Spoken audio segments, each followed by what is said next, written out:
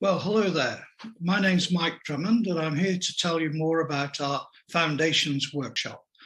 I assume that if you're looking at this video, you've been on our website, so you must have gained some basic knowledge about the workshop. So I'll just expand on that and try to personalize it a little bit.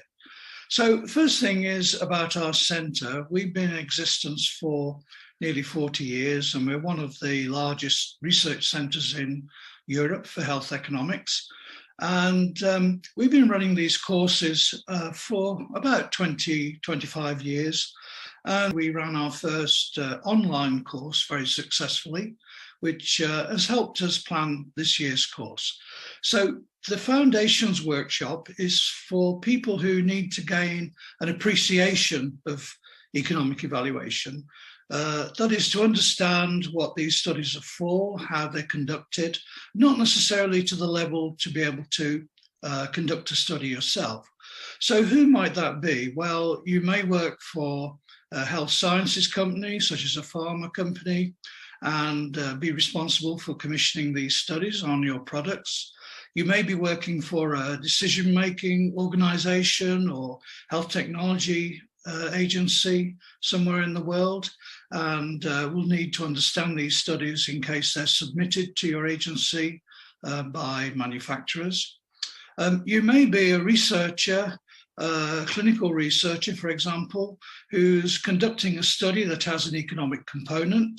You may be working with a health economist, so a little bit of knowledge about economic evaluation might make you a better colleague for them and to understand what they're doing. And finally, you may be undertaking a Foundations course because you want to move on to our advanced course because your need is to actually conduct studies. And the advanced course does require some basic knowledge about economic evaluation and how these studies are conducted. So let me tell you a little bit more about the structure of the course. The three main tutors are myself, Professor Mark Sculfer, and Professor Andrea Manca. And obviously we're all fairly experienced researchers in this field. But more importantly, we've all served on decision-making committees for our National Institute for Health and Care Excellence, or NICE, in the UK. And that means we understand a little bit about how these studies are used and what makes a good study. The course is organised in three parts. In the first part, we learn about how these studies are conducted in general terms, the different methodologies we use, how to measure costs and how to measure health benefits.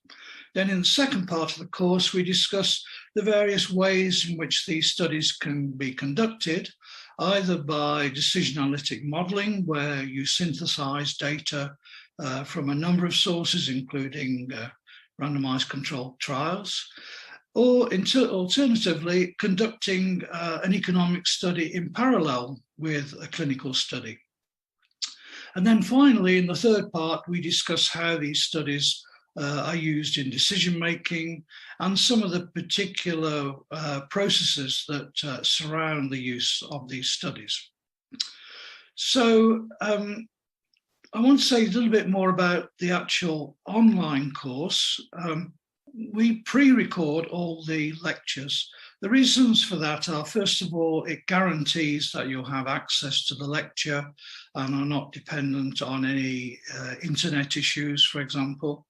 Also, of course, those lectures will be available for you to view throughout the course and for a month after the course, which will enable you to go back to them if you need to revisit some of the material. So you can go back at any time. And also, of course, during the lecture, you can pause and take a rest while you think about one of the issues that's been discussed. So the lectures are pre-recorded. We also have exercises which are designed to be self-study, although in some cases we have also recorded an introduction to the exercise to explain more about what's involved. We also, in some cases, record a solution in addition to any written solution that you may have access to for the exercise. And then finally, we have an interactive part of the course. And this is the most important thing because obviously the thing we're missing most with not running these courses face-to-face is that level of interaction that one would normally have, both with the tutors and amongst each other as participants. So we have two options there. The first is that for each of the topics on the course, we will hold a Q&A session live, which will enable participation from most parts of the world. It's a little bit difficult if you live in the South Pacific, but other than that, we pretty much have a Q&A at a reasonable time for you in the day.